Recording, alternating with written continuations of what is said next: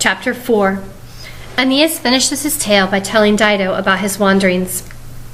Once we have built our ships, we leave our homeland and set out to sea. We sail for days through tempests and for nights without a star to guide us. We are now far off our course.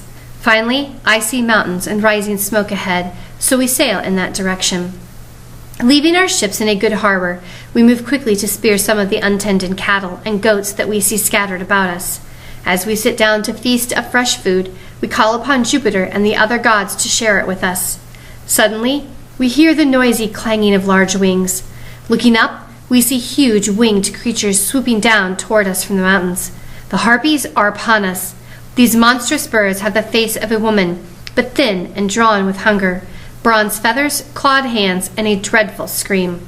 As they fly above our food, they snatch whatever they wish and spoil all the rest by dropping their foul-smelling filth upon it. We then notice a deep recessed area beneath an overhanging rock that is surrounded by bushes. Since it looks well protected, we set up a fresh feast there. However, from some hidden home in the opposite direction, the noisy birds dive upon us once again, snatching and spoiling our food as before. In hungry desperation, we hide our shields and keep our swords deep in the grass ready for their next assault. When the filthy birds arrive, we are waiting for them, but we have little success. Swords cannot wound their bodies and blows do not injure their wings. We chase them away, but they have fouled our food once again. Then I notice that one harpy has remained behind, perched on a high rock. Are you bringing war upon us, Trojans? Would you drive innocent harpies from their homeland? You have butchered our cattle and have fought us. Now plant these words in your heart. What Jupiter told Apollo and Apollo told me, I, the firstborn of the harpies, shall reveal to you. You are bound for Italy, and her harbors will welcome you, the harpy foretells. However, because of your violence toward us, you will not build the walls of your fated city until you are so famished that you chew and swallow your tables. With these shrill words, the bird-like monster flies off into the forest. My companions become so frightened that their blood freezes. With prayers to the gods, we hastily leave this country. We sail past Ulysses' kingdom of Ithaca and curse the land that sustained him. Eventually, we reach the city where Priam's son, the prophet Helenus, now rules. After we have been warmly welcomed, I ask Helenus about the harpy's prophecy. O goddess-born, he replies, do not fear the chewing of your tables, for the fates will find a way to help you. Meanwhile, since Jupiter is in charge of your destiny, I shall tell you how to travel safely over the seas. You are close to Italy, Helenus begins, but you must sail past Circe's island and avoid the shores of Italy that are washed by the tide of our own sea, for evil Greeks dwell there. When you reach the coast of Sicily, sail to the left even though the route is a long one. By all means, avoid the shore and the water on the right, for that marks a narrow channel between Sicily and Italy. The monster Scylla guards the right side of the strait, while greedy Charybdis guards the left.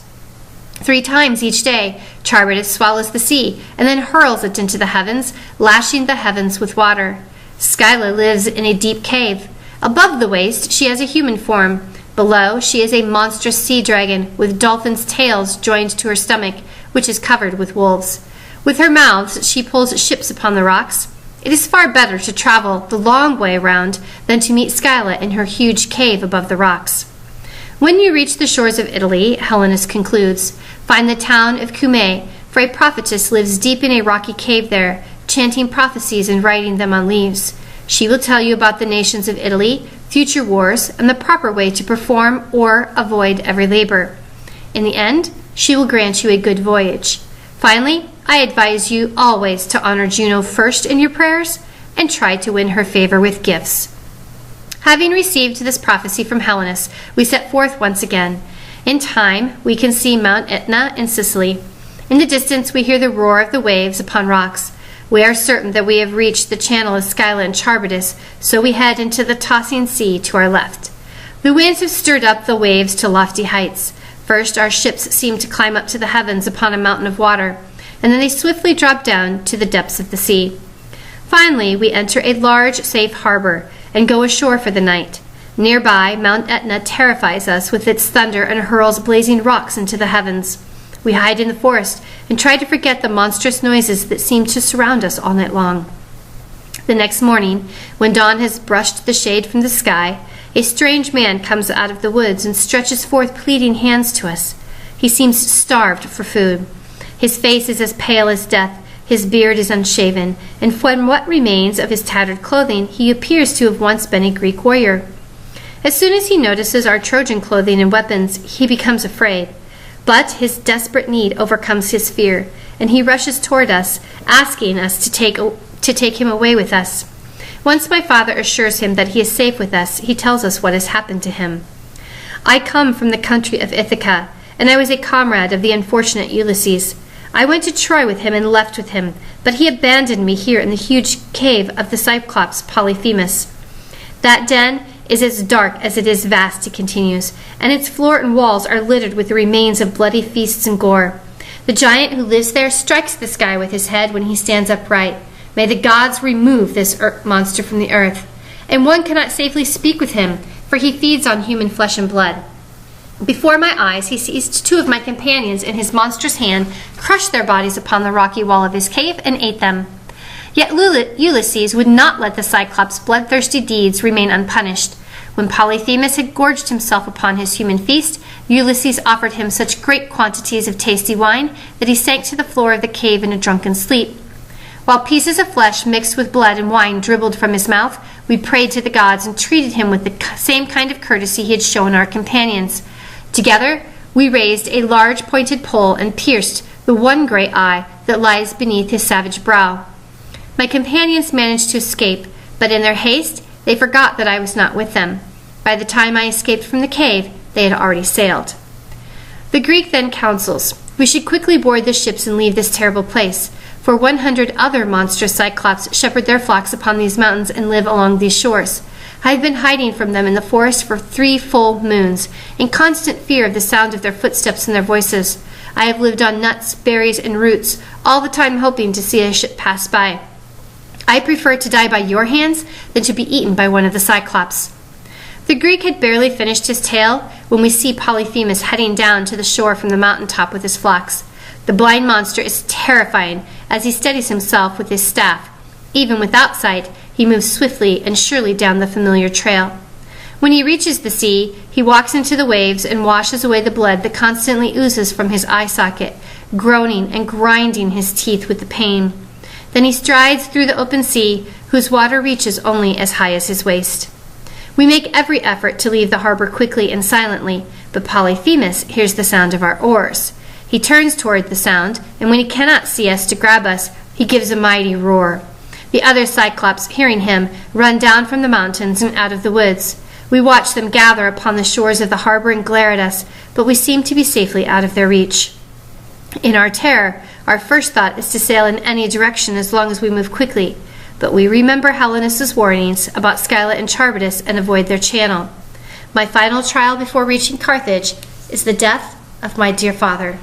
Neither the Harpy nor Helenus had mentioned that sorrow to me.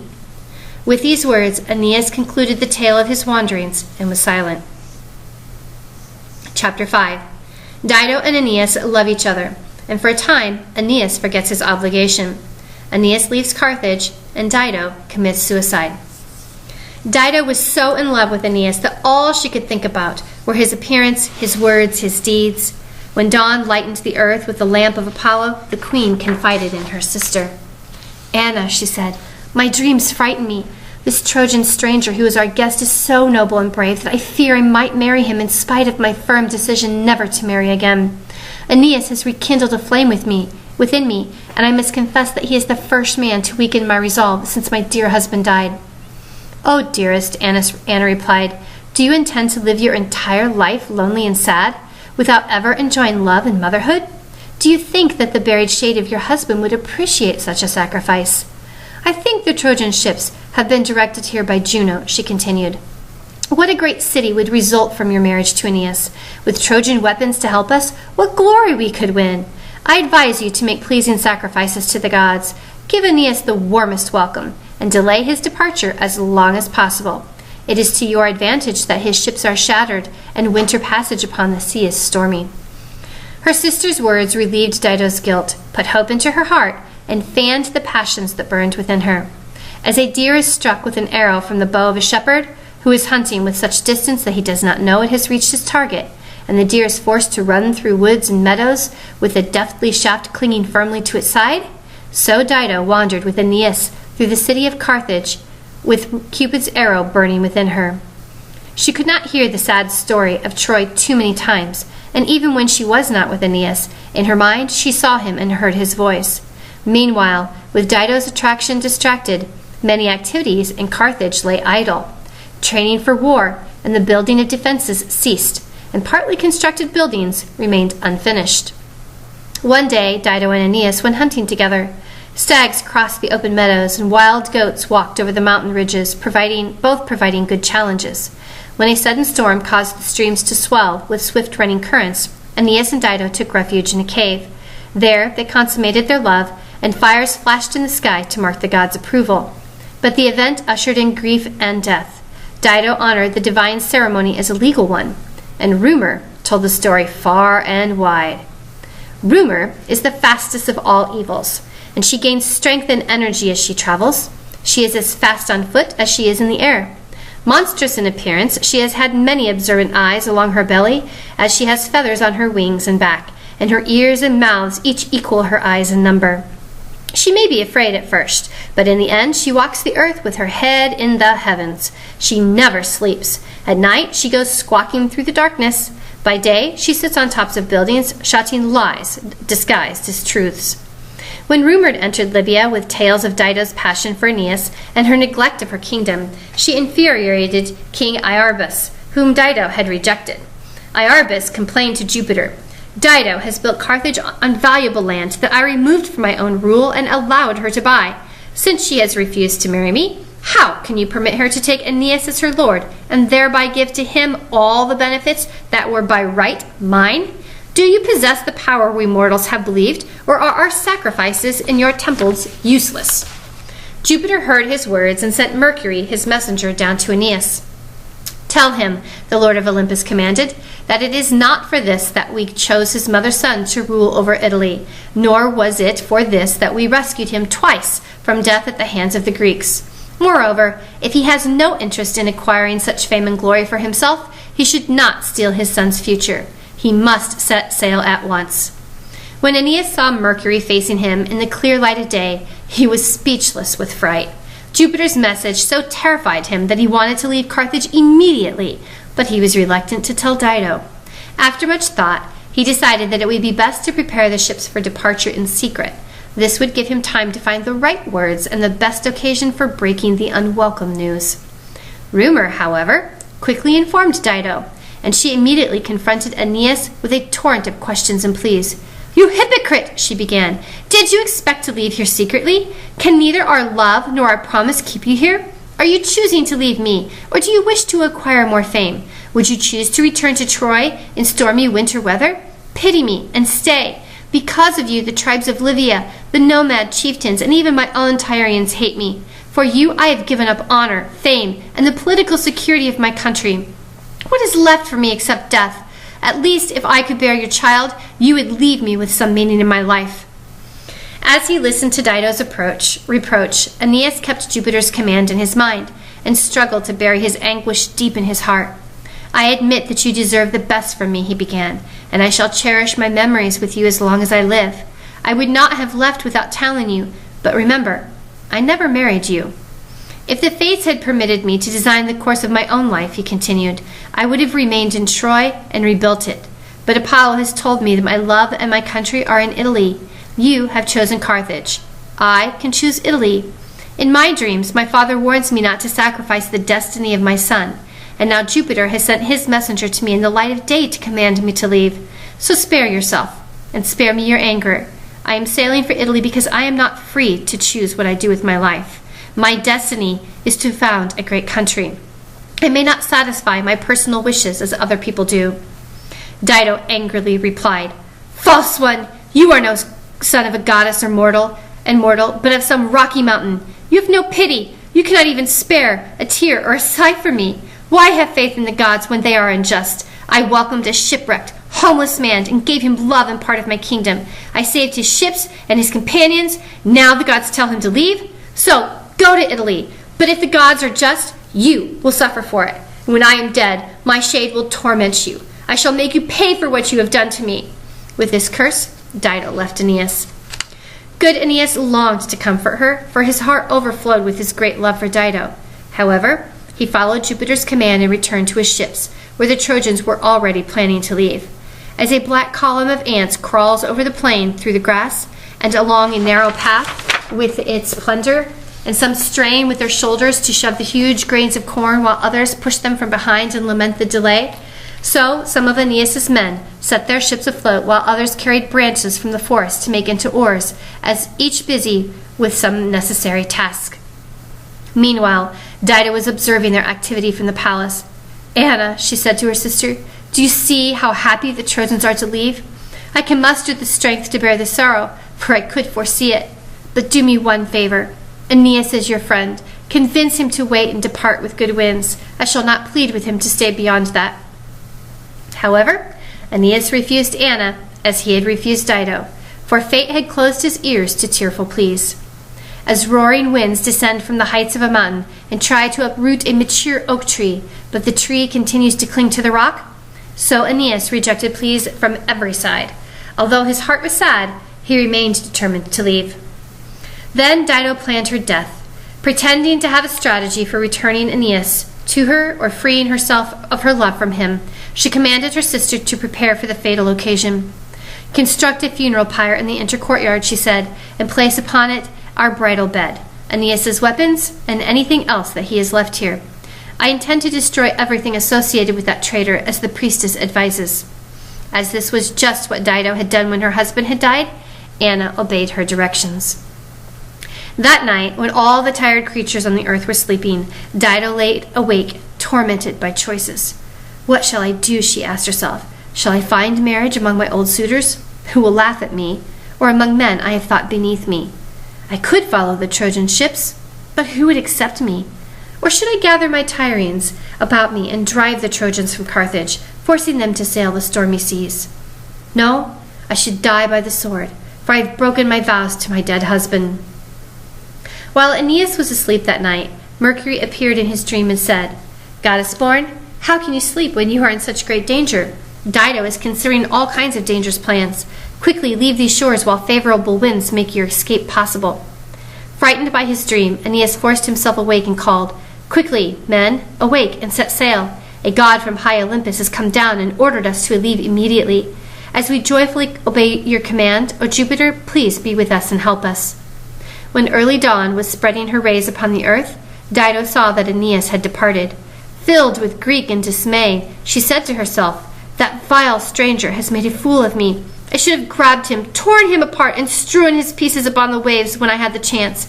I should have killed his men, and even his son, and served Aeneas to his father as part of my welcoming feast. I summon you, Apollo, and Juno, and you, avenging Furies," Dido continued.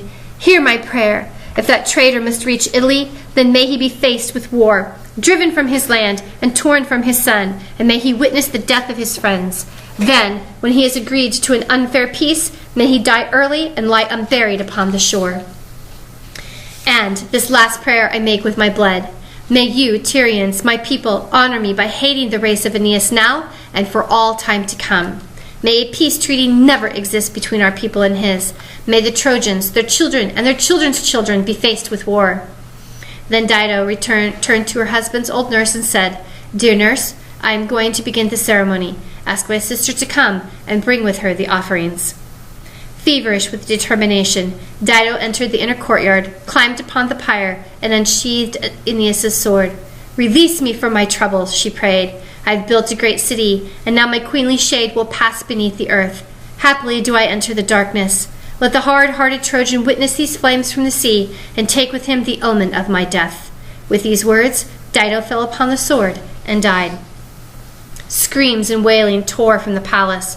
Rumor flew through Carthage, shocking the Tyrians with the dreadful news.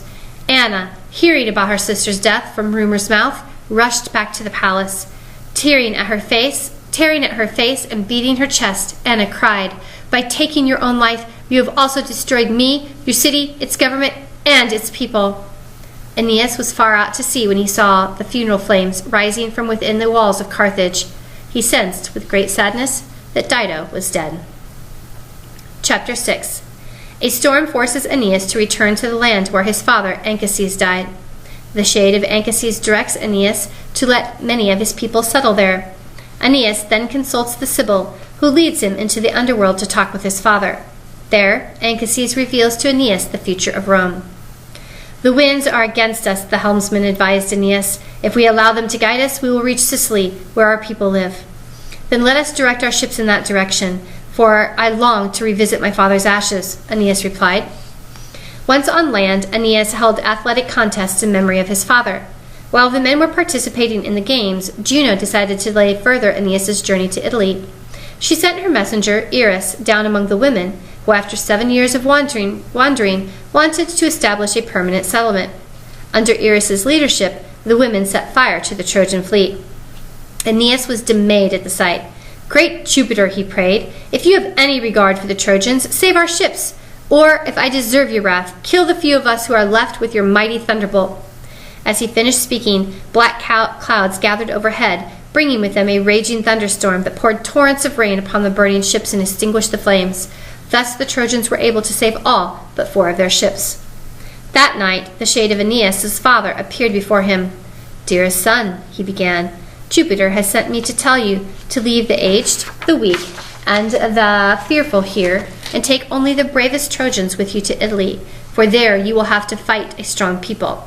But first seek the Sibyl in Italy, and let her lead you down to the kingdom of Pluto, where you will find me among the blessed in Elysium. There I will reveal to you the future of all your race. Farewell." Aeneas immediately summoned his company and informed them of Jupiter's command.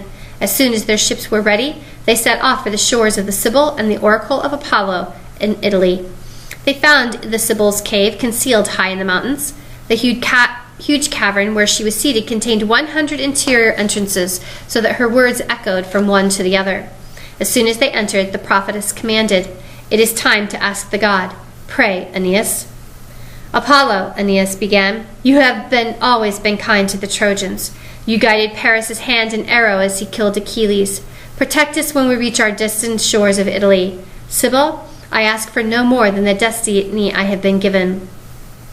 Through the 100 openings in the cavern came this reply: "You will reach the Lavinium, Trojans, but you will fight grim wars there, and the Tiber will run red with blood. In Latium, you will fight a goddess-born hero like Achilles, and Juno will set herself against you, forcing you to seek help from many peoples in Italy. As with Helen, the cause of Trojan suffering will be a foreign bride and a foreign marriage. Yet face your destiny with steadfast courage. Your help, surprisingly, will come from a Greek city." Thus the Sibyl voiced her prophecies, hiding the truth in the words of darkness. Aeneas replied, "Thank you, Sibyl. Now the shade of my father wants you to help me find him in the underworld. He told me that the gate to Pluto's kingdom is not far from here." "Goddess-born," the Sibyl responded, "it is easy to enter the gloomy underworld, for the gates are always open. The difficult task is to leave the kingdom of death once you have entered it.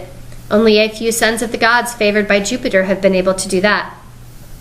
"If you have such love for your father in your heart," the Sibyl counseled, "then you first must find within the forest a bough bearing golden leaves that is sacred to Persephone, for Pluto's queen requires this gift. If you are destined to have this bough, you will be able to break it off and it will follow you.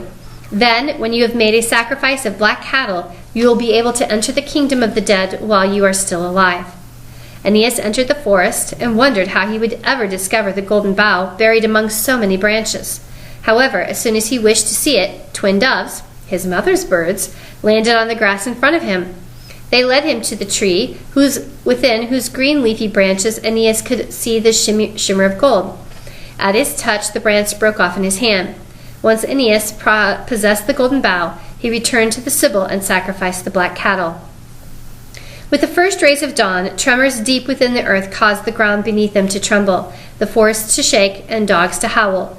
"Run! Run!" the Sibyl cried. "All of you who are not sacred must now leave. You, Aeneas, unsheathe your sword, gather your courage, and follow me." The Sibyl rushed deep into the cave. and Aeneas fearlessly followed her. At the entrance to Pluto's dark kingdom, he came upon the evils that afflict human beings: cares, distress, diseases, old age, grief, fear, famine, discord, war, and death. There, too, he found many famous monsters: the half-human, half-horse beings called centaurs, the hydra of Lerna with its hissing heads of snakes, and the triple-bodied giant called Geron, all of whom the great Hercules killed, the fire-breathing chimera, whom Bellerophon killed, Medusa, the serpent-haired Gorgon with a face that turned mortals to stone, whom Perseus killed, the six-headed Scylla, who ate 6 of Ulysses' companions, the 100-handed giant Briareus, who saved Jupiter when the Olympus gods revolted against him, and the Harpies. Aeneas turned his sword upon them and would have killed them, but the Sibyl reminded him that these were only the monster's shades.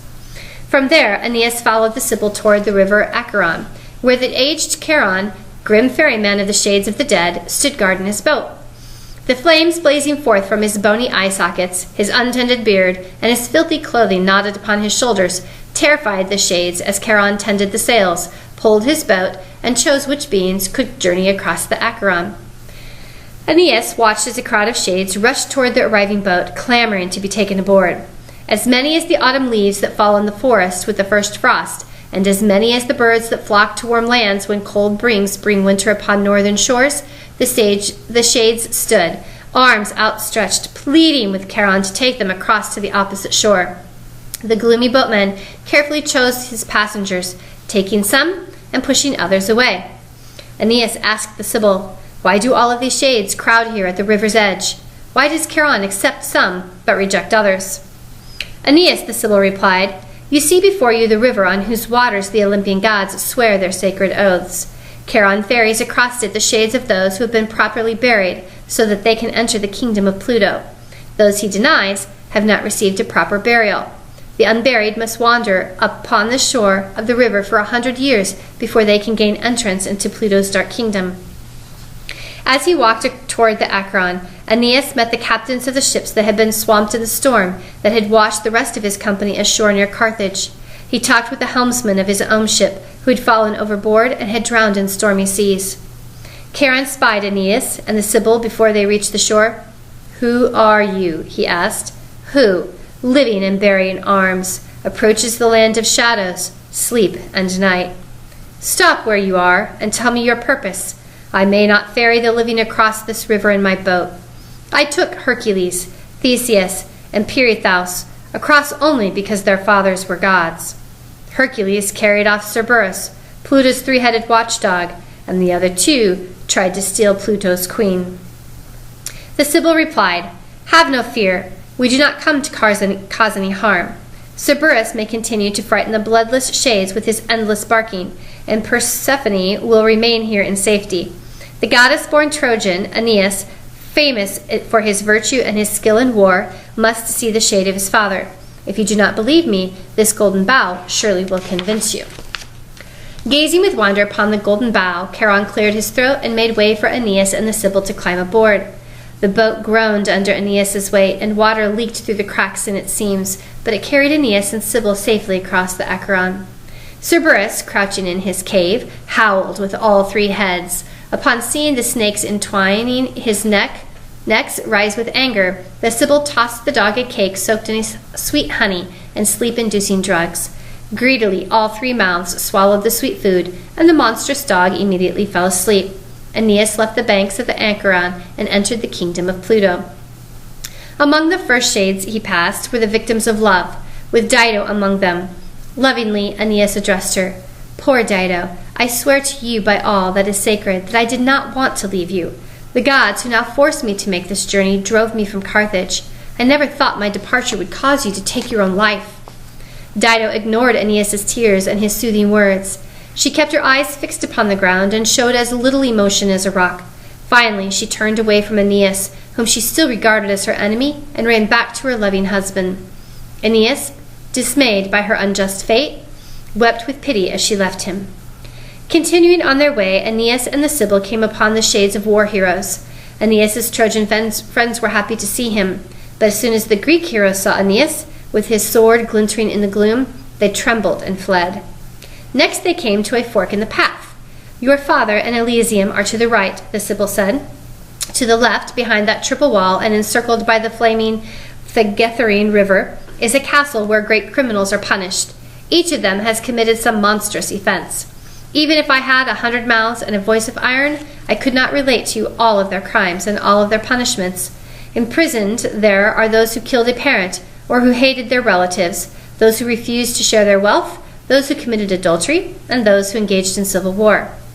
The Sibyl continued, "One king accepted bribes to change the laws and then sold his country to a tyrant for a payment of gold. One is condemned to shout, 'I warn you to be just and not to slight the gods.' Sisyphus continually rolls a boulder up a steep hill. Axion hangs outstretched upon the endlessly revolving wheel of fire.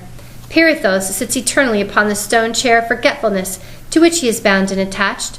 But come, let us find your father and achieve your purpose here. I see the arched gates where we are to place the golden bough." When Aeneas and the Sibyl entered the happy forest, the land of woods, meadows, and rivers on which a special sun and stars shone, some of the shades were wrestling, some were dancing, and others were singing. Here Aeneas saw Dardanus, the founder of Troy, as well as the greatest heroes who died defending their country, and the greatest priests, poets, and philosophers. When Anchises saw Aeneas approaching, tears streamed down his cheeks. He stretched out both hands and cried, "At last you have come. Your love for your father has given you the courage to make this fearsome journey. What dangers have befallen you? I am afraid that Carthage would harm you. Your sad shade, father, often came to me and directed me along the night path, so I've come to find you in this kingdom. Let me clasp your hand and embrace you." So Aeneas, weeping, spoke to Anchises. 3 times he tried to embrace him, but 3 times his father's shade fled from his grasp like a light breeze. "Who are all of those people?" Aeneas then asked. "They are spirits who are waiting for fate to give them second bodies," Anchises replied. "When they have been here 1,000 years, they drink from the river Lethe and forget their entire past. Then they return to the world above in a new body. I have long wanted to show them to you, for they are the future beings of your race. With this knowledge, you will be more pleased about your destiny in Italy. Come now, and see what glory your Trojan line will achieve, what fame and honor your Italian children will bring your name," Anchises said. "There is Silvius of Alban, who will be the last child born to you and your Italian wife, Lavinia. He will be a king and a father of kings, and through him our race will rule to Alba Longa. Then Romulus, a child of Mars and Ilia, will join his grandfather, Numitor. You can see how Mars has marked his son with a twin-plumed helmet like his own, so his place upon the earth is even now assured. Under his rule, a single war will enclose Rome's 7 hills. His empire will encompass the earth, and Roman spirit will equal the gods' Olympus. Now, look at your Roman race. Here are Julius Caesar and all of his children, who also are destined to appear on the earth above. That is Augustus Caesar, son of a god, who will bring forth the golden age in Latium and extend the Roman Empire to lands that lie beyond the stars and beyond the paths of the sun. Not even Hercules traveled over so much of the earth, although he captured the Arcadian deer, brought peace to the woods of Erymanthus, and killed the Hydra of Lerna. There is Numa, the second king of Rome, called to kingship from a poor land, who will give the city a code of law. And there are Mummius, who had been famous for the Greek he slays and the conquest of Corinth, and Amulius Paulus, who will destroy Argos and Agamemnon's Mycenae, thus punishing the Greeks for destroying Troy. There, too, are great Cato, Cosus, and mighty Fabius Maximus, who will restore the Roman state. Finally, there are the 2 Marcelluses. The first will defeat the Carthaginians and the Gauls, and then the young gifted Marcellus will also reflect the nobility of his Latin ancestors in virtue, honor, and skill in war that the fates, fearing his potential power, will not let him live long. Remember, Roman, that your great contribution will be to rule the nations in your empire in peace under law, to tame the proud through war, and to treat the conquered with mercy." When Anchises had kindled in Aeneas the love of future glory, he told him about the wars he would have to fight, about the Laurentine peoples and the city of Latinus, and he instructed him how to avoid and face each trial. Then Anchises took Aeneas and the Sibyl to the gates of sleep, where he dismissed them. Aeneas quickly returned to his ships and rejoined his companions, and they continued on their way. Chapter 7. Aeneas and his companions arrive in Italy. As prophesied, they must fight the Latin people, led by the warrior Turnus. Aeneas is helped by Pallas, whom Turnus slays. Finally, Jupiter forces Juno to put aside her anger. Aeneas and Turnus fight in single combat, and Aeneas kills Turnus when he sees him wearing Pallas' sword belt. With favorable winds, Aeneas and his companions set sail on the moonlit night. They passed Circe's island, where they heard the daughter of the sun singing as she wove upon her loom. They also heard the roaring of her chained lions, the raging of her boars and bears in their cages, and the howl of her wolves. With magic herbs, the cruel goddess had transformed men into all those monstrous beasts. Neptune filled the Trojan sails with strong winds to move them safely past this dreaded island. As the rays of dawn painted the sea red, Aeneas saw a great forest with the Tiber River running through it to the sea. Colorful birds sang as they flew among the trees. Joyfully, Aeneas directed his ships into the wide mouth of the peaceful river. There they moored the ships and went ashore. When the travelers set forth their food, Jupiter inspired them to use their grain cakes to keep the wild fruits they had gathered off the ground. After they had eaten the fruit, they ate the cakes. Young Anchises laughed. "Look, we are eating our tables too." Aeneas immediately remembered the prophecy of the harpy and said, "Hail to the faithful gods of Troy. Here is our home. Here is our country." King Latinus welcomed the Trojans, for an oracle had pronounced that his daughter, Lavinia, would marry a stranger, and their children would beget a race that would establish a great empire. Juno, still unwilling for Aeneas to have his Latin destiny, directed the goddess from the underworld to go forth among the people of Latium and create war. First, she inspired Amata, Lavinia's mother, to remind her husband of his pledge to marry Lavinia to the warrior Turnus. Then she appeared in Turnus's dreams and inspired him to defend Italy against Aeneas and the invading Trojans. Finally, she caused a fight between a group of Latins and some of the Trojans. Popular sentiment now opposed the Trojans. Although King Latinus steadfastly tried to avoid war with Aeneas by refusing to open the twin doors of the Temple of Janus, which would have declared a state of war, Juno came down from Olympus and opened them herself. Turnus then raised the flag of war and marshaled his ships. As Aeneas slept on the bank of the Tiber, worried about the coming war, the river god came to him and counseled, "Arise, goddess-born. Your home is here, and your gods support you. Do not fear these threats of war. In 30 years, Aeneas will found the great city of Alba. Meanwhile, seek King Evander in Palatium. He perpetually wars with the Latins, and he will become your ally." With 2 ships and a group of chosen men, Aeneas then rowed up the peaceful Tiber River to the city of Palatium, which would one day become the renowned Rome. As Aeneas arrived, the king, his son Pallas, and the city officials were offering sacrifices to the mighty Hercules and the gods in a grove near the city. When he heard the purpose of Aeneas' visit, King Evander welcomed him warmly, remembering Anchises and King Priam from his own youth. Then he explained to Aeneas the history of the rites honoring Hercules, who had killed the giant Cacus at the base of the cliff where they were presently sitting. Evander told Aeneas that he would support him against the Latins, although his resources were few.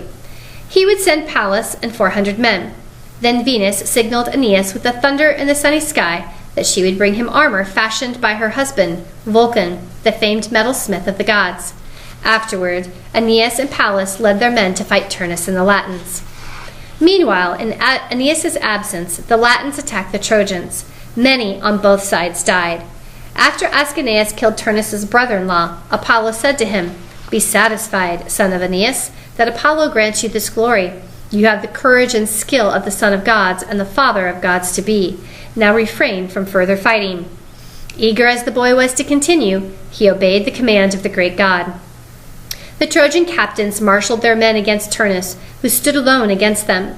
As a furious lion faces the spears of a band of hunters and reluctantly retreats, backing up because its courage and anger will not let it turn around, yet unable to force its way through the armed hunters, so Turnus retreated toward the river, with rage blazing in his heart.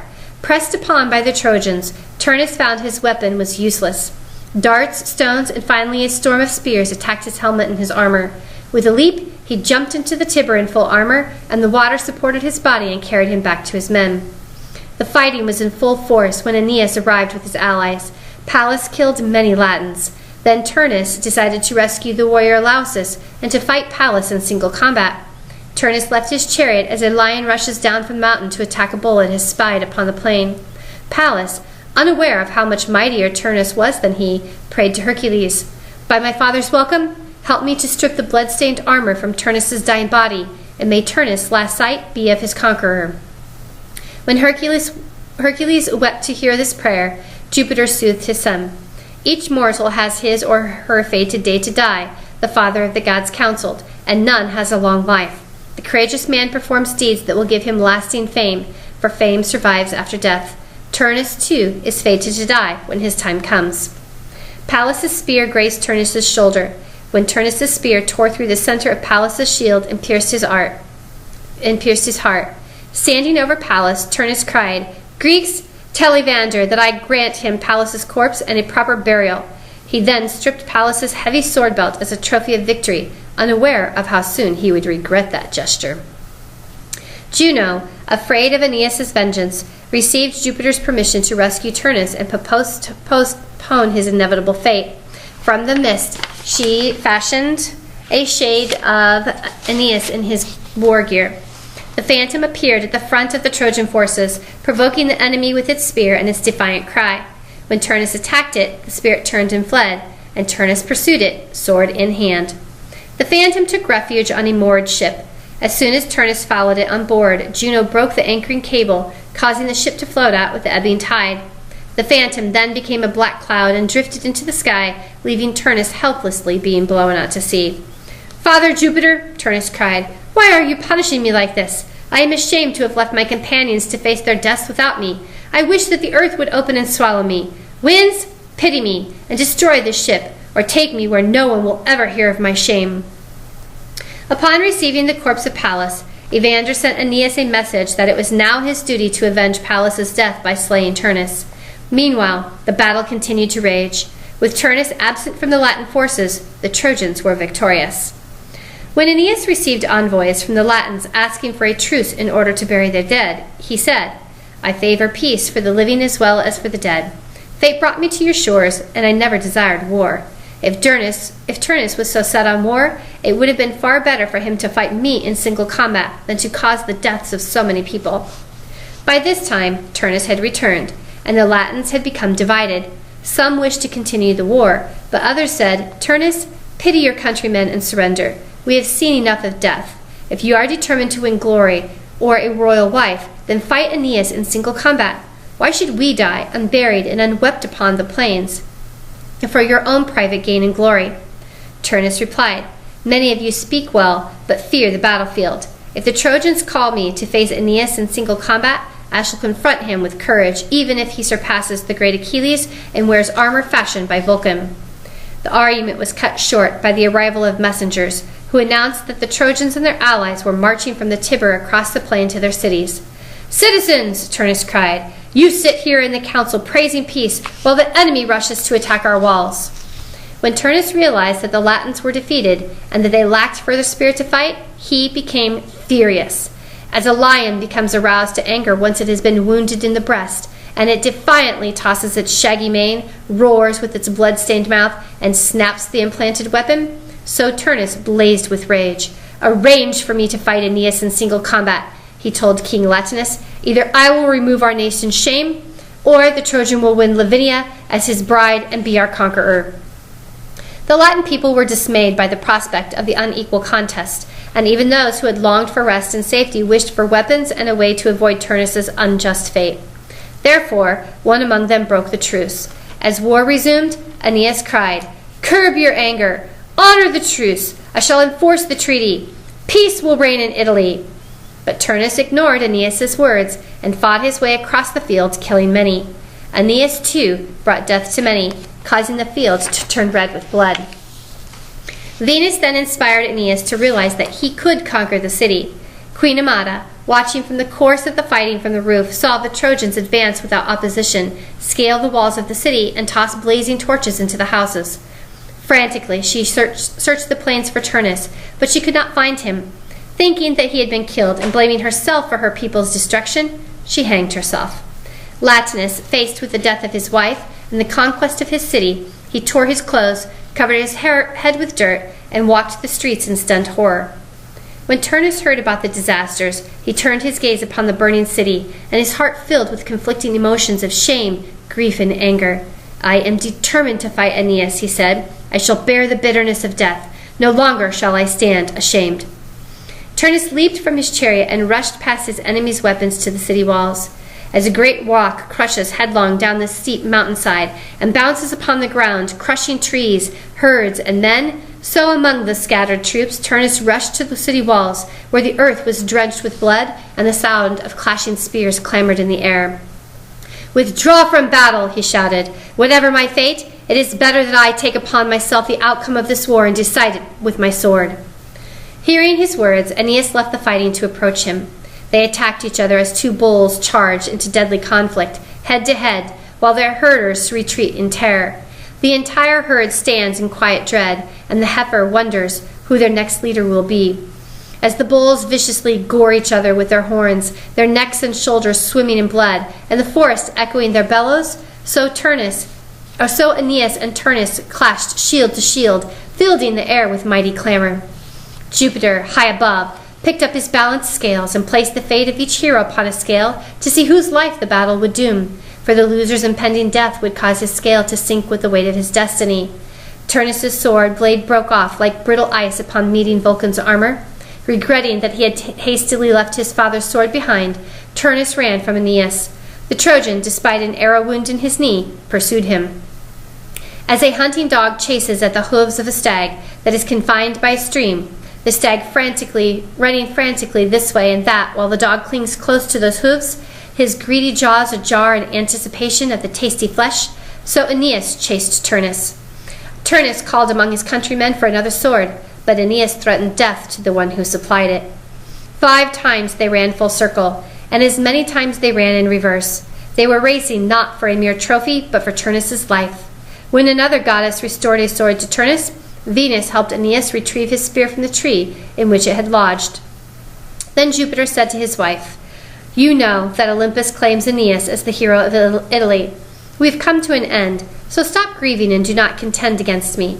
You have chased the Trojans over land and sea, started this evil war, brought death into a royal home, and caused the bride great grief. I forbid you to interfere farther." "Knowing your feelings," Juno replied, "I have remained aloof here with you, when I would have chosen to be fighting the Trojans myself on the battlefield. I now yield completely to your wishes. I ask only that when Aeneas and Lavinia marry, you permit the Latins to keep their ancient name and language. Preserve Latium, let Alban kings rule, call the race Roman, and let Troy's name die with its city." Jupiter smiled and replied, "In the depths of your anger, you prove that you are my sister and Saturn's child. I hereby grant your wish. From Aeneas and Lavinia I shall create a blended race of one people, one language, and one set of laws and rituals. They will surpass all mortals and gods in virtue and in your worship." Aeneas pressed on against Turnus with his great spear. "Why delay further?" he asked. "Let us fight hand to hand with our weapons instead of foot to foot." "Do not think that you are my mighty enemy, Aeneas," Turnus replied. "Jupiter and the other gods are my greater foe." With these words, Turnus spied an ancient, massive boulder that 12 strong men could hardly have lifted upon their shoulders. This he quickly grasped and tried to hurl at Aeneas, but as he raised and threw the stone, his knees trembled, his blood froze, and the rock, falling short of its glory, failed to wound his target. The dread goddess Fate had denied Turnus success, and the hero trembled with fear at the approach of Aeneas' spear and certain death. Seeing Turnus falter, Aeneas aimed his deadly spear and hurled it upon his enemy. The spear pierced Turnus' shield and armor and then passed through his thigh. The huge warrior sank to the ground upon his injured leg. "I do not beg for mercy," Turnus said, "but think of your father and give my body back to my family. You are the victor, and Lavinia is yours to wed. Do not press your hatred farther." Aeneas, awesome in his armor, relaxed his sword arm and felt compassion for his fallen foe, until he saw upon Turnus' shoulders the sword belt of young Pallas. Memory of the courageous boy revived Aeneas' great grief and overwhelming anger. "How can you expect to win my pity when you wear as a trophy the belt of my dear friend, whom you mercilessly killed?" he roared. "It is Pallas who demands this payment of your blood, and here strikes you dead." Aeneas furiously buried his sword deep in Turnus' chest. Turnus' limbs grew limp and chill, and with a moan, his life fled resentfully down to the shades below.